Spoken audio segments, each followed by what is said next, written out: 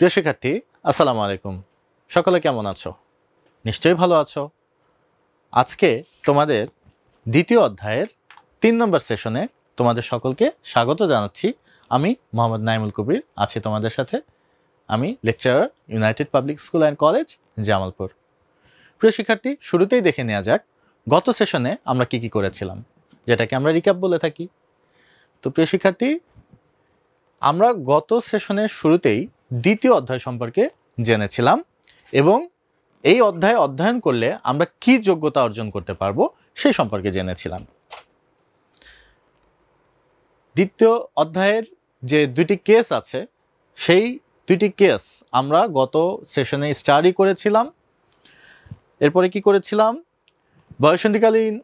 বয়ঃসন্ধিকাল সম্পর্কে দুটি case study করে প্রতিটি কেস থেকে 4টি করে প্রশ্নের উত্তর আমরা বইয়ের নির্দিষ্ট স্থানে লিখেছিলাম। নিশ্চয়ই তোমাদের মনে আছে। আমি যদি বলি যে তোমাদের বইয়ের এই যে দেখতে পাচ্ছ কেস নাম্বার 1, এটা আমরা কি করেছি, পড়ার পরে কি করেছি, 1, 2, 3, 4, এই যে 4টি নির্দিষ্ট স্থানে আমরা কি করেছিলাম, লিখেছিলাম। কেস স্টাডি করার ফলে আমরা যেটা অনুধাবন করতে পেরেছি সেটা। এরপরে কেস 2, একইভাবে আমরা কেসটা পড়েছিলাম। তারপরে এই নির্দিষ্ট স্থানে বইয়ের 46 নম্বর পৃষ্ঠাতে আমরা সেটা লিখেছিলাম।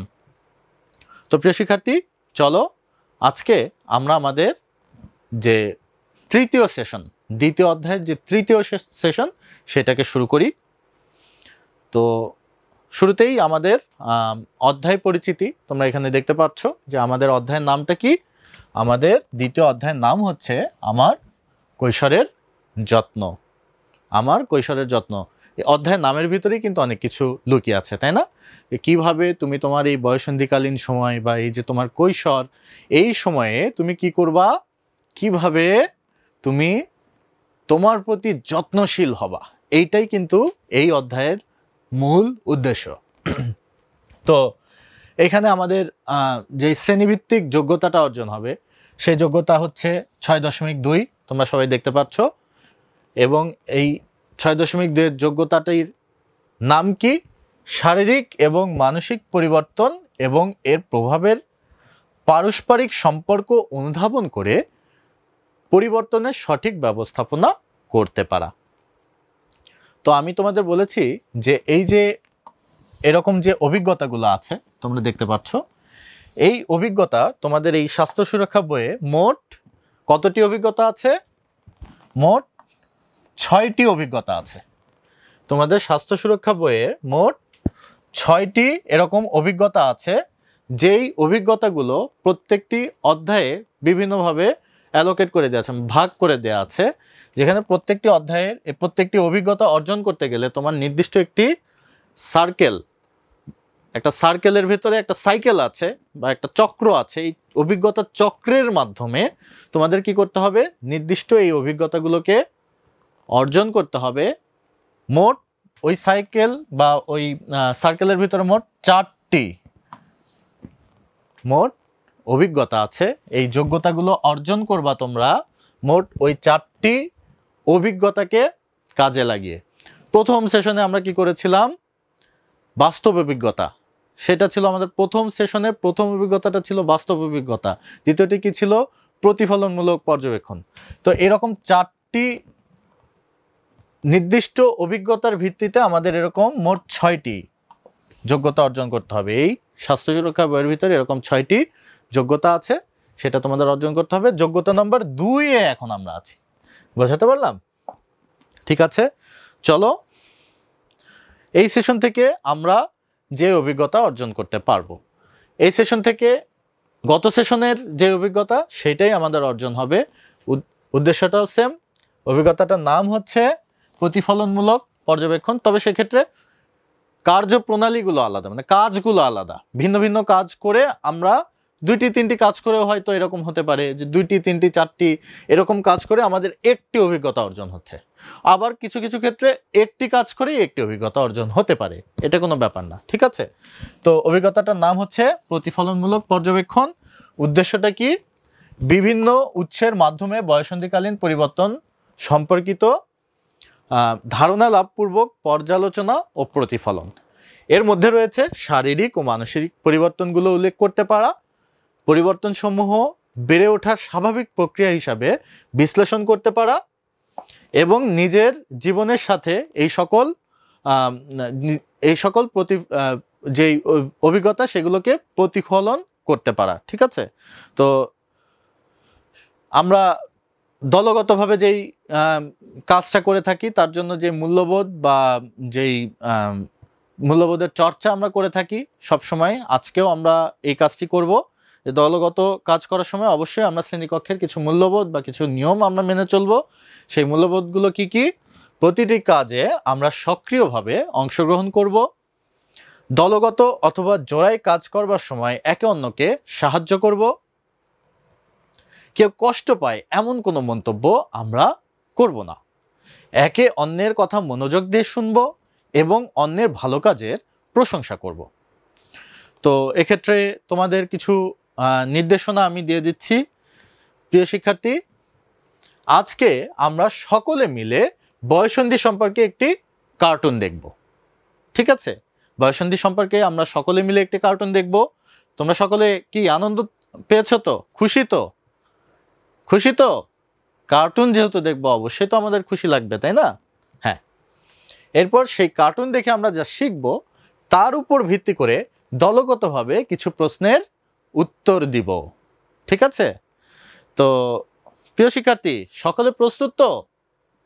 আবার বলো, সকলে প্রস্তুত তো? প্রস্তুত? ইয়েস। তো আজকে আমাদের কাজটি কি? আজকে আমাদের কাজ হচ্ছে বয়ঃসন্ধিকালীন পরিবর্তন সম্পর্কে একটি কার্টুন দেখা ও সে সম্পর্কে প্রশ্নের উত্তর দেয়া। তো প্রিয় শিক্ষার্থী, চলো শুরু করা যাক। প্রস্তুত? তো আসো আমরা কার্টুন দেখব। আমাদের কার্টুন শুরু হচ্ছে এখন।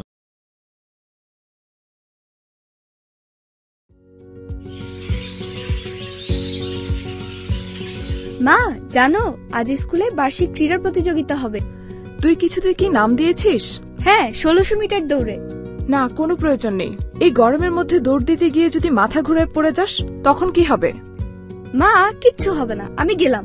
আরে খেয়ে তো যা, লেট হয়ে যাবে খেলে। বাই।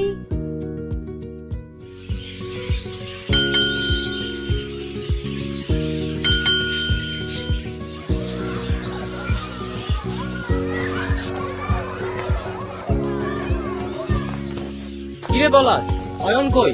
জানি না রে। কেন? আরে সর্বপ্রথমে হাই জাম্প, উইনার ছাড়া কি খেলা শুরু হয়? কিরে অয়ন, এখানে বসে আছিস যে? চল, খেলা তো শুরু হয়ে গেল। ধুর, ভালো লাগছে না, যা তো। কেন, কি হয়েছে? কিছু না, যা এখান থেকে। বল বলছি। কেমন জানি সকালবেলা ঘুম থেকে উঠে দেখি প্যান্ট ভিজা আর শক্ত আঠা আঠা, কিছু লেগে আছে। এই দেখে আমি কবিরাজের কাছে গিয়েছিলাম।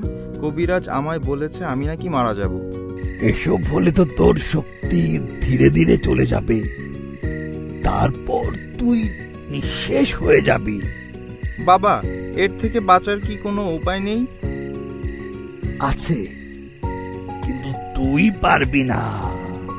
বাবা বলেন, আমি নিশ্চয়ই পারবো। তুই অসত্য জঙ্গলে গিয়ে নিম গাছের ডাল আর হরহরের পাতা আনবি, আর সাথে 500 টাকা দিবি। আমি তোর জন্য তাবিজ বানায় দিব। দেখি তাতে তুই যদি একটু বাঁচতে পারিস।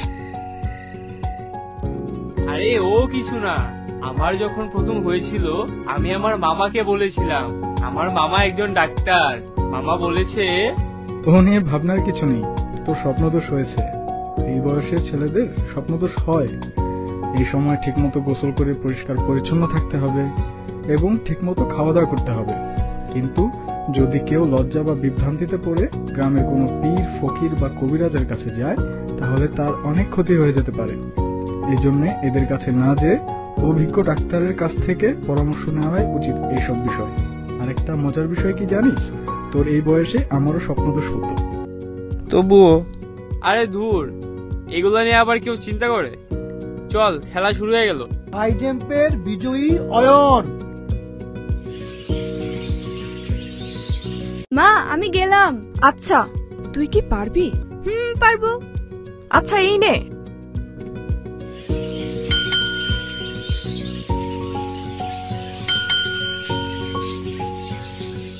চাচা, ঔষধের দোকানটা কোন দিকে? সোজা গিয়ে ডানে। আচ্ছা চাচা, ধন্যবাদ। এটা দিবেন একটু? আজকালকার মাইয়ারা কেমন হইয়া গেছে, পুরাই লাজ লজ্জাহীন। আপনি সব কি বলেন? এটা তো সব মেয়েদের প্রয়োজন আছে, এটা কিন্তু লজ্জা কিসের? মোমো, বল। আমার জানি কেমন কেমন লাগছে। কেমন কেমন? মনে হচ্ছে যেন নিচ থেকে কিছু পড়ছে, ভেজা ভেজা লাগছে। তুই বাথরুমে যা। আচ্ছা।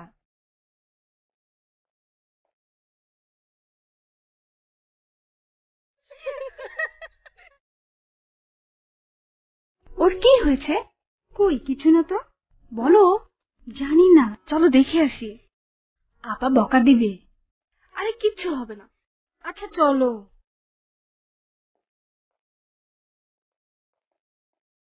এই সোমা, সোমা, তুই কান্না করছিস কেন? দরজা খোল। আমার জানি কি হয়েছে, আমার মনে হয় অসুখ হয়েছে। ওহো, তুই আগে দরজা খোল, আমি দেখছি। কাপড়ে তো অনেক রক্ত। ও, আমি বুঝেছি, তুমি দরজা খোলো। না না, তুমি যাও। আরে বাবা, কিছুই হবে না, আমার মা ডাক্তার, আমি জানি তোমার কি হয়েছে, তুমি দরজা খোলো। শুনো, তোমার সিরিয়াস কিচ্ছুই হয়নি। এই বয়সে সব মেয়েদের হয়ে থাকে, একে আমরা বলি মাসিক, এবং এটি মেয়েদের একটি স্বাভাবিক শারীরিক প্রক্রিয়া। এখন আমি কি করব? আমি কি বাসায় চলে যাব? না না, তোমার বাড়ি যেতে হবে না, আমার কাছে প্যাড আছে, তুমি নাও। প্যাড? এটা আবার কি? এটাকে প্যাড বলে, মাসিকের সময় পড়তে হয় যাতে কাপড়ে না লাগে। তুমি পরে আসো, আমি আর মোমো এখানেই আছি, আমরা একসাথে ক্লাসে যাব। ভয় পেও না, চলো। আরে পাগলি, এটা ভয় পাওয়ার জিনিস হলো? চল। তোমরা যে হাসাহাসি করছো, এটা তো ঠিক না। মাসিক তো সব মেয়েদেরই হয়, তোমাদেরও হয়। তা দেখে যদি অন্যরা হাসে তাহলে কেমন লাগবে বলো? তুমি ঠিক আছো? না, একটু পেটে ব্যথা করছে। ও, এটা হয়, এটা সমস্যার কিছু না। আচ্ছা, তুমি কি ব্যাগে সব সময় প্যাড রাখো? হ্যাঁ, আমার প্রয়োজনীয় সবকিছু রাখি। তুমি এত কিছু কিভাবে শিখলে? আমার মা শিখিয়েছে। মা বলেছে একটা মেয়ে যখন প্রজননক্ষম হয়। প্রজননক্ষম হয় মানে? মানে বড় হয়, অর্থাৎ বাচ্চা জন্ম দেওয়ার জন্য তার শরীর প্রস্তুত হতে থাকে। তখন থেকেই তার মাসিক হয়। এটা সব মেয়েদের হয়ে থাকে, এটা নিয়ে লজ্জা পাওয়ার কিচ্ছু নেই। এই সময় তোমার মতো এরকম অস্বস্তি, পেটে ব্যথা হতেই পারে, এটা কোনো ভয় পাওয়ার কিচ্ছু না। কিন্তু যদি বেশি পেটে ব্যথা হয় এবং রক্ত যদি বেশি পড়ে, তাহলে ডাক্তারের পরামর্শ অনুযায়ী চলা উচিত। তাহলে তো অনেক টাকা পয়সা লাগবে। না না, এজন্য বেশি টাকা পয়সা লাগবে না। এইসব সমস্যার চিকিৎসা ইউনিয়ন পর্যায়ে পরিবার কল্যাণ কেন্দ্র এবং জেলা পর্যায়ে মা ও শিশু কল্যাণ কেন্দ্রে অবস্থিত কৈশোর কর্নারে স্বল্প খরচে সেবা পাওয়া যায়। ও আচ্ছা, ভালো তো, আমি তো জানতামই না। ছাড়া এই সময় থেকে একটু সাবধান থাকা উচিত, কারণ এখন থেকে যদি কারোর সাথে যৌন মিলন ঘটে তাহলে গর্ভবতী হয়ে যাওয়ার সম্ভাবনা থাকে। ও, এই সময় কি কোনো বাধা নিষেধ আছে? মানে খাওয়া দাওয়া বিষয়ে? আসলে এই সময় মেয়েদের শরীর থেকে রক্ত চলে যায়, তাতে রক্ত স্বল্পতা বাড়তে পারে। তাই লৌহযুক্ত পুষ্টিকর খাবার বেশি করে খেতে হয়, যেমন এই যে শাক, ডাল, সবজি, কলিজা, ডিম, দুধ ইত্যাদি। কিন্তু আমাকে তো আমার মা দুধ ডিম খেতে নিষেধ করে। না না, এটা একদমই করা উচিত না, এসব কুসংস্কার। এসব নিয়ে কুসংস্কার শুরু করলে পরে আরো অনেক বড় অসুখ হয়ে যেতে পারে, যা খুবই ক্ষতিকর। শোন সোমা, এখন থেকে এই সময় বাইরে চলাফেরা করবি না, সন্ধ্যার পর ঘরের বাইরে যাবি না, আর গোসল করবি, যেদিন শেষ হবে সেদিন করবি, বুঝেছিস? না না না মুমু, তোমার কথা একদমই ঠিক না, সব কুসংস্কার। কিন্তু আমার মা যে বলে। হ্যাঁ বলে, কারণ তাদের সময় পারিপার্শ্বিক অবস্থাটা এইরকমই ছিল। সেই জন্যই অনেকে এই সময় চলাফেরা নিয়ে নানা রকমের কুসংস্কার ও ভুল নিয়ম নীতি অনুসরণ করতে শুরু করে, যা মোটেই উচিত নয়। অনেক পরিবার এই সময় বাইরে চলাফেরা করতে, সন্ধ্যার পর ঘরের বাইরে যেতে, ছেলেদের সাথে মেলামেশা করতে, বাড়ির দৈনন্দিন কাজের ব্যাপারে নিষেধ করেন এবং গোসল করতেও মানা করেন। বরং এই সময় আরো পরিষ্কার থাকা, নিয়মিত গোসল করা ও প্যাড ব্যবহার করা উচিত। আচ্ছা, এই প্যাড আমি কোথায় পাবো? তুমি যে কোনো ঔষধের দোকানে বা ফার্মেসিতে পাবে। ও, কত করে? 40 থেকে 100 টাকা করে প্যাকেট। তাহলে তো অনেক খরচ। কিন্তু আমি তো কাপড় ব্যবহার করি, এটা কি কোনো সমস্যা হবে? না না, প্যাডের বদলে কাপড়ও ব্যবহার করতে পারো, কিন্তু তা পরিষ্কার থাকা লাগবে। মানে কাপড়টা সাবান দিয়ে ভালো মতো ধুয়ে কড়া রোদে শুকানোর পর তা ব্যবহার করা উচিত, না হলে জীবাণু ছড়াতে পারে। কিন্তু আমি তো এটা ঘরের মধ্যে লুকিয়ে শুকাই, বাইরে খোলা জায়গায় শুকালে কেউ যদি দেখে ফেলে? এটা মোটেই ঠিক না, কারণ ঘরের মধ্যে এবং স্যাঁতস্যাঁতে জায়গায় লুকিয়ে শুকালে পোকা ঢুকতে পারে ও রোগ জীবাণু ছড়াতে পারে। তাই মাসিকের কাপড় সবসময় খোলা জায়গায় শুকানো উচিত। ও, আরেকটা কথা, আচ্ছা নিপা, প্যাড বা কাপড় নষ্ট হয়ে গেলে কোথায় ফেলবো? কেন, টয়লেটের মধ্যে বা বাইরে ফেলে দিবি? না না, নষ্ট প্যাড বা কাপড় কখনো টয়লেটে বা যেখানে সেখানে ফেলতে নেই। এতে করে টয়লেট আটকে যেতে পারে ও রোগ জীবাণু ছড়াতে পারে। তাই নষ্ট প্যাড বা কাপড় কাগজের ঠোঙায় মুড়ে নির্দিষ্ট ময়লা পাত্রে ফেলা উচিত। তার মানে হচ্ছে যে আমাদের এই সময় কুসংস্কার না মেনে ভালো মতো খাওয়া দাওয়া করা, পরিষ্কার পরিচ্ছন্ন থাকা এবং পরিষ্কার কাপড় পরা অথবা প্যাড ব্যবহার করা উচিত। ঠিক বুঝেছো। আসলে আমি যে ভয় পেয়েছিলাম, আজ থেকে তুমিই আমার সেরা বান্ধবী। তাহলে আমি? তুইও। বন্ধুরা, কি অবস্থা তোমাদের? দেখেছো পীর ফকিরদের কাছে গেলে কি হয়?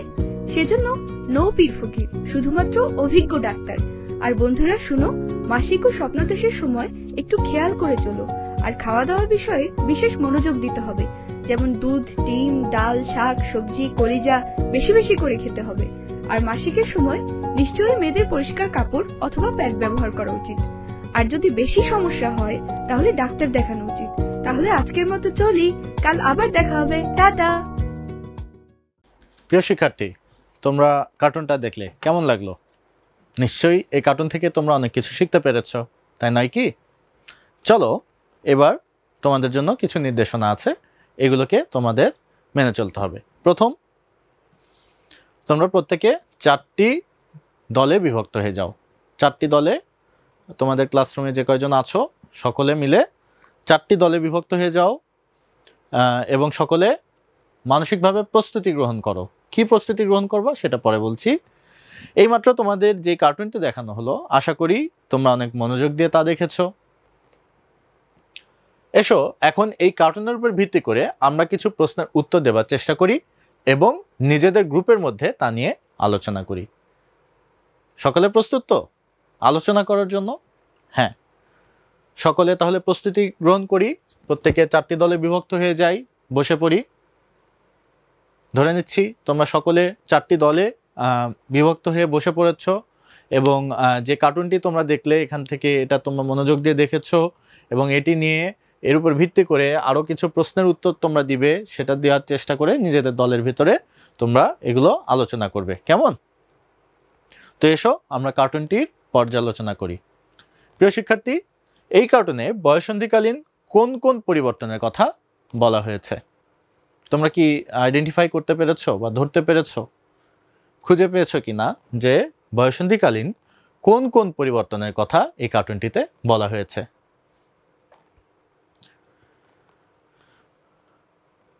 তো এই যে পরিবর্তনগুলো, এই পরিবর্তনের ফলে কিশোরটির মনের অবস্থা কেমন ছিল? মানে প্রথমে যে কিশোরকে দেখালো, ছেলেটিকে দেখালো, এই যে পরিবর্তন হয়েছে তার ভেতরে, এই পরিবর্তনের ফলে তার মনের অবস্থা কেমন হয়েছিল সকলে নিশ্চয়ই অনুধাবন করতে পারছো এবং এটি নিয়ে সকলে আলোচনা করো। এরপরে আলোচনা করবে এই বিষয়ে তথ্য জানার জন্য, এই কিশোরের সাথে যেটা ঘটেছিল, ছেলেটার সাথে যা ঘটেছিল, এই বিষয়ে তথ্য জানার জন্য ছেলেটা বা কিশোরটা সর্বপ্রথম কোথায় গিয়েছিল? বলতো, সকলে বলতো কোথায় গিয়েছিল? হ্যাঁ, সকলেই ঠিক বলেছ যে সে একজন কবিরাজ বা ওঝা এরকম একজন মানুষের কাছে গিয়েছিল। ঠিক আছে? তো ছেলেটি যখন বা কিশোরটি যখন প্রথমে যেখানে গিয়েছিল সেখান থেকে সে কি তথ্য পেল, তাকে ওই কবিরাজ কি তথ্য দিয়েছিল, এটা সকলে নিজেদের ভিতরে আলোচনা করো। ধরে নিচ্ছি তোমরা আলোচনা করেছো। কিশোরটি সঠিক তথ্য কোথা থেকে পেল বলো তো? হ্যাঁ, ঠিক বলেছ, কিশোরটি সঠিক তথ্য পেয়েছে তার বন্ধুর কাছ থেকে। তার বন্ধু কোথা থেকে পেয়েছে? তার বন্ধু পেয়েছে একজন ডাক্তারের কাছ থেকে। এই ডাক্তার ছিল সে বন্ধুর অভিভাবক। আচ্ছা, ঠিক আছে। এরপরে কিশোরীটির পরিবর্তনে আসি, যে কিশোরীর কিশোরীর পরিবর্তনে একটু পরে আসছি। তার আগে কিশোরটির পরিবর্তন সম্পর্কে সঠিক তথ্যগুলো কি কি এটা তোমরা এখন নিজেদের ভিতরে আলোচনা করো। মানে ছেলেটি যে পরিবর্তন হলো সেই পরিবর্তন সম্পর্কে সঠিক তথ্যগুলো কি কি সেটা নিয়ে তোমরা আলোচনা করবে, কেমন? আচ্ছা, এবার আসি কিশোরীর ক্ষেত্রে আসি, যে পরিবর্তনগুলোর ফলে কিশোরীটির মনের অবস্থা কেমন হয়েছিল। এই যে কিশোরী দেখালো, সেই কিশোরীর মনের অবস্থাটা পরিবর্তনের ফলে কেমন হয়েছিল। আচ্ছা, এবার তোমরা আলোচনা করবে কিশোরীটি সঠিক তথ্য কোথা থেকে পেল বলো তো? কোথা থেকে পেয়েছে কিশোরীটি সঠিক তথ্য? হ্যাঁ, তার বান্ধবীর কাছ থেকে পেয়েছে, তাই না? হ্যাঁ, ঠিক আছে। এবার এর পরের প্রশ্নে আসি। পরের প্রশ্ন বলছে কিশোরীটির পরিবর্তন সম্পর্কে ভুল তথ্য কি কি। এই যে কিশোরীটির যে পরিবর্তন হলো সেই সম্পর্কে ভুল তথ্যগুলো কি কি সেগুলো নিয়ে আলোচনা করবে। এখন আলোচনা করবে কিশোরীটির পরিবর্তন সম্পর্কে সঠিক তথ্যগুলো কি কি। এই যে কিশোরী বা মেয়েটির যে পরিবর্তন হয়েছে, তার যে পরিবর্তন হলো এই পরিবর্তন সম্পর্কে সঠিক তথ্যগুলো কি কি, কেমন? তো প্রিয় শিক্ষার্থী, এই ভিডিওতে যা দেখলে তার সাথে তুমি তোমার জীবনের কোনো মিল খুঁজে পাও কিনা। তোমার জীবনেও তুমি যদি ছেলে হয়ে থাকো তাহলে তোমার জীবনেও ওই ছেলেটির মতো কিছু পরিবর্তন আসবে, তাই না? তুমি যদি মেয়ে হয়ে থাকো তাহলে এই মেয়ের মতো কিছু পরিবর্তন হয়েছে হয়তো। তো তোমাদের জীবনে এরকম কোনো পরিবর্তন এসেছে কিনা সেটা তুমি অনুধাবন করো। অথবা তোমার জানাশোনা, তোমার যদি না হয়ে থাকে তাহলে তোমার জানাশোনা কারো জীবনের মিল তুমি খুঁজে পাও কিনা সেটা নিজে অনুধাবন করো। তো তোমরা বাসায় গিয়ে এই দুইটি প্রশ্ন তোমাদের করা হয়েছে, এই প্রশ্ন সম্পর্কে ভাববে, সম্ভব হলে বিশ্বস্ত কাউকে শেয়ার করবে। বিশ্বস্ত বলতে তুমি অবশ্যই তোমার বাবা মা অথবা এরকম কোনো মানে ভাই বোন হতে পারে, মা বাবা হতে পারে, এরকম বিশ্বস্ত, বা তোমার দাদি নানি দাদা বা নানা, এনারা যারা আছেন এরকম বিশ্বস্ত কারোর সাথে এই প্রশ্নগুলো নিয়ে শেয়ার করবে। আজকের কার্টুন এখান থেকে দেখে তুমি যা শিখেছো সেগুলো নিয়ে তুমি শেয়ার করবে এবং তাদের জিজ্ঞাসা করবে যে তোমার মনের ভিতরে যা চলছে বা এরকম পরিবর্তন সম্পর্কে কোনো কিছু যদি জানার থাকে এরকম বিশ্বস্ত কারোর কাছে তুমি সেটা শেয়ার করবে। তো প্রিয় শিক্ষার্থী, আগামী সেশনে আমাদের যে সকল শিক্ষা উপকরণ প্রয়োজন সেগুলো হচ্ছে স্বাস্থ্য সুরক্ষা বই, পোস্টার, আর্ট পেপার বা ক্যালেন্ডারের কাগজ, পেন্সিল, ইরেজার, পেন্সিল কাটার এবং রঙিন কলম। তো চলো দেখে নেওয়া যাক আজকের সেশনে আমরা কি কি করলাম। আজকের সেশনের শুরুতেই আমরা দ্বিতীয় অধ্যায় সম্পর্কে জেনেছি। এই অধ্যায় অধ্যয়ন করলে আমরা কি কি যোগ্যতা অর্জন করতে পারবো তা সম্পর্কে জেনেছি। বয়সন্ধিকাল সম্পর্কে একটি কার্টুন দেখেছি। বয়সন্ধিকাল সম্পর্কে যে কার্টুন দেখেছি তার পর্যালোচনা করে বিভিন্ন প্রশ্নের উত্তর দিয়েছি এবং নিজের ভেতরে এটা অনুধাবন করেছি, নিজের গ্রুপের ভেতরে এগুলো আলোচনা করেছি। তো আজকের মতো এতটুকুই। সকলে ভালো থাকবে, সুস্থ থাকবে এই প্রত্যাশা ব্যক্ত করে আমি মোহাম্মদ নাইমুল কবির তোমাদের কাছ থেকে বিদায় নিচ্ছি। আল্লাহ হাফেজ, আসসালামু আলাইকুম।